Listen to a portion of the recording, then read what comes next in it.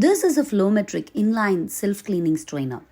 What you're seeing is actually a self-cleaning strainer with scrubber arrangement. This is the outlet of the strainer and you can see the two tapping, the low pressure and high pressure tappings with needle valves. This is an IP65 control panel.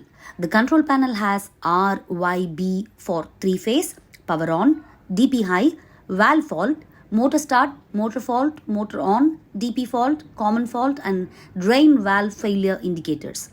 It also has local remote and manual motor on and motor stop switches. An emergency stop button helps to shut off all electrical connections in case of an emergency.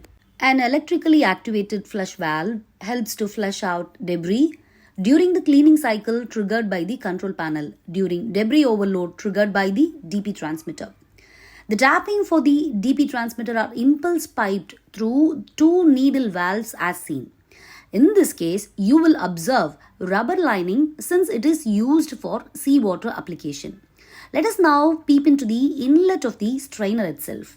You will observe the scrubber mechanism and the mechanism rotates at a very low RPM of 14 RPM. The scrubber is made of rubber brush in this case since it is a seawater application. The shaft is a duplex material. Bottom is the bearing arrangement which is actually restrained by the bearing plate. Below the bearing arrangement is the debris chamber to which debris stuck to the filter element is sucked through the hollow shaft.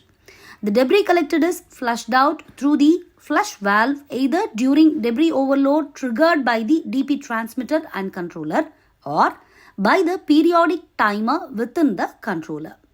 Kindly solicit your enquiries to Flometriq Filtration and Instrumentation Private Limited.